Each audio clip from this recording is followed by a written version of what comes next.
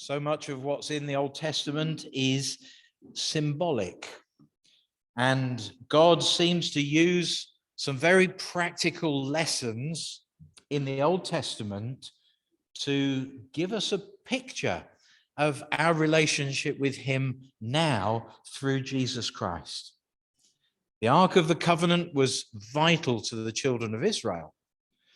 But Hebrews tells us that the sacrifice of Jesus on the cross has replaced all the Old Testament sacrifices.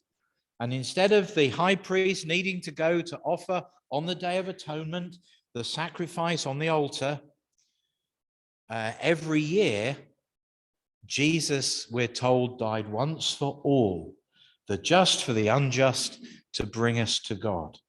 And that's why in a Christian church, we don't offer sacrifices.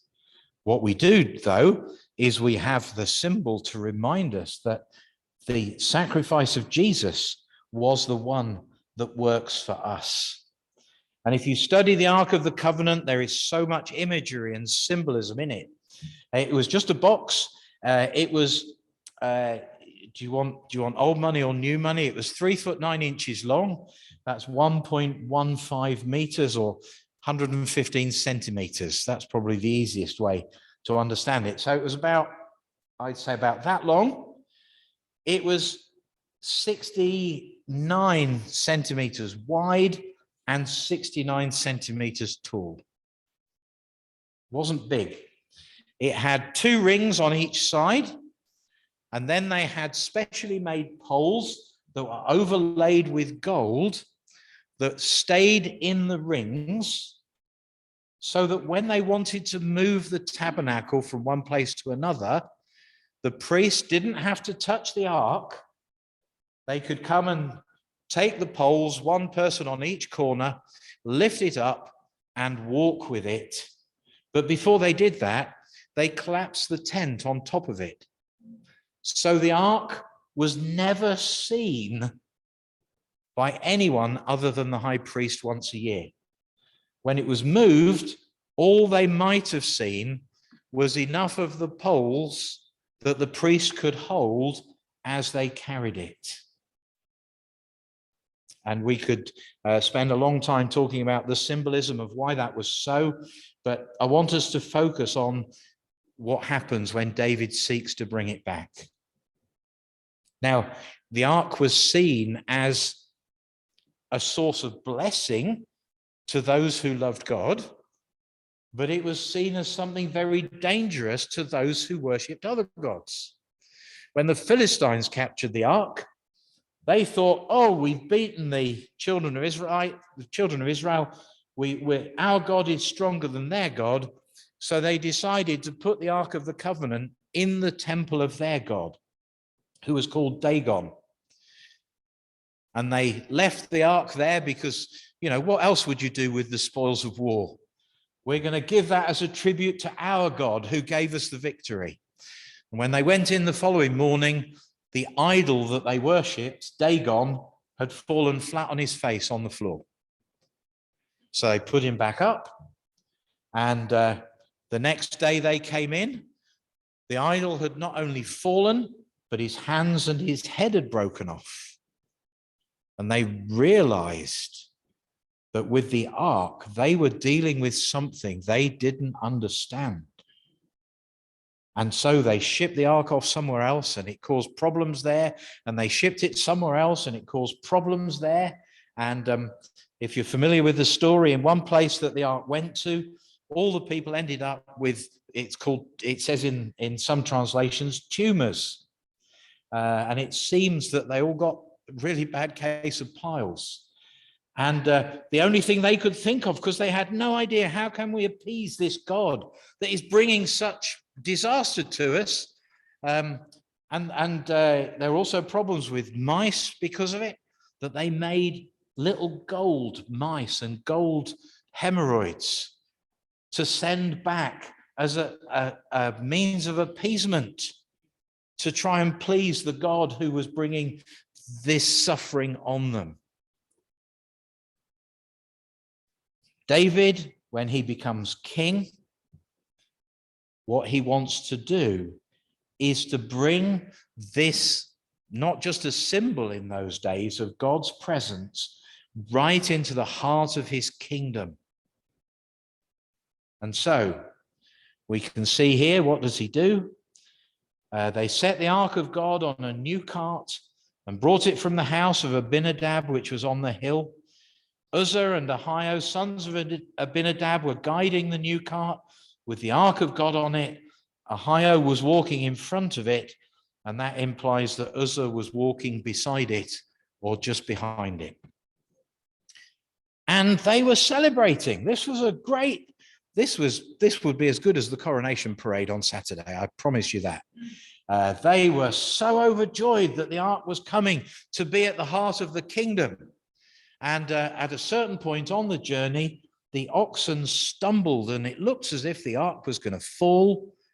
And Uzzah reaches out his hand to hold the ark to stop it falling off.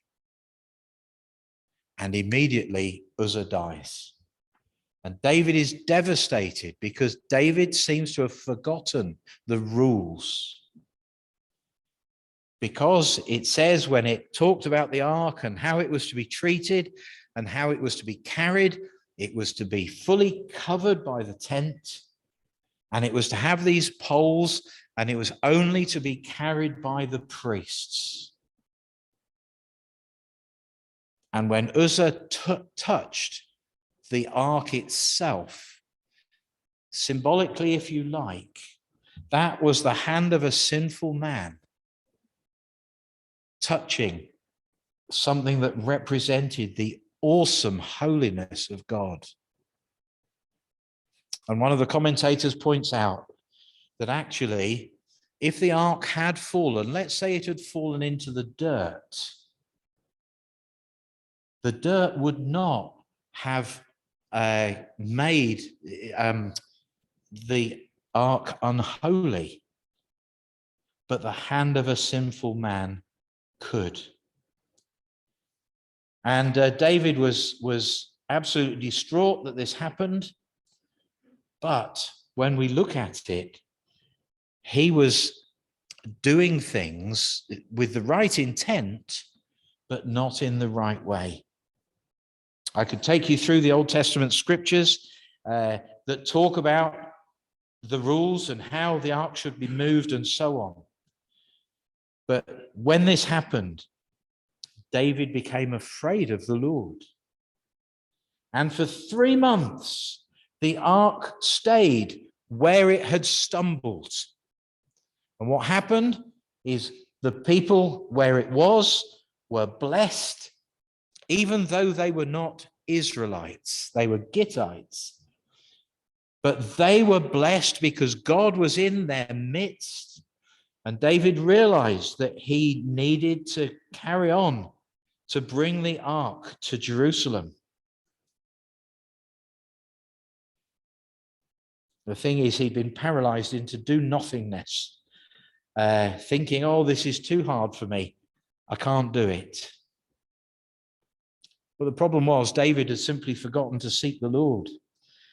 And what happened was predictable to those who knew how it should have happened. And after 3 months, he's learned his lesson. He goes and gets the ark, and this time we see the ark is being carried, which is the way it was meant to be. And David is rejoicing as before, if not more so, because this time things are being done properly. And he's so overjoyed, he's there leading the way and praising God, wearing just this linen ephod, which as far as we can tell was basically just some sacred underpants. And there he was.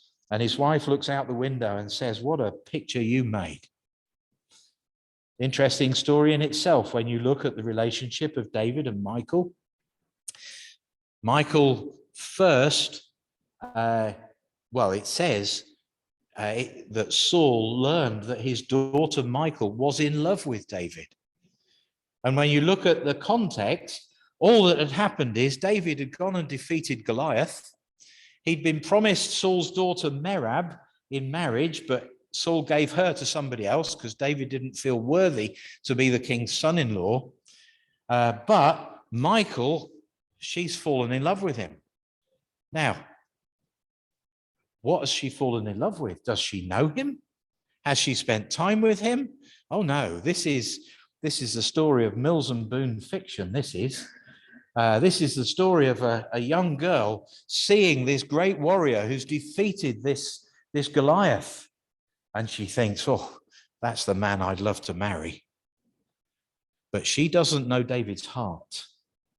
And she doesn't take the time to learn David's heart before she is committed to him in marriage. Now, at that stage, David is oppressed. He's pursued by Saul. Michal helps him escape, but she doesn't go with him. All the men that were with David when he's fleeing in the wilderness, they've got their wives and children with them, but not David. She's safely back in the palace. She's more concerned with keeping in with her father than committing to her husband. And when she sees David really expressing his passion for the Lord, what she sees is an image that she thinks is humiliating. And that affects her because she's the king's wife. How could my husband disgrace himself like that? Because that reflects badly on me. That's effectively what she's saying. And it's all because her marriage wasn't based on what I would call love. It was based on what she thought her ideal husband would look like. And when she learned that his heart was for God, she didn't want to be there anymore. The truth is, only one person can be large in my life. It's either me or it's God. For David, his desire was to bring God into his rightful place in his life and in his kingdom. For Michal, it was, look what that's doing to my image. Who's the large person in your life? I wonder.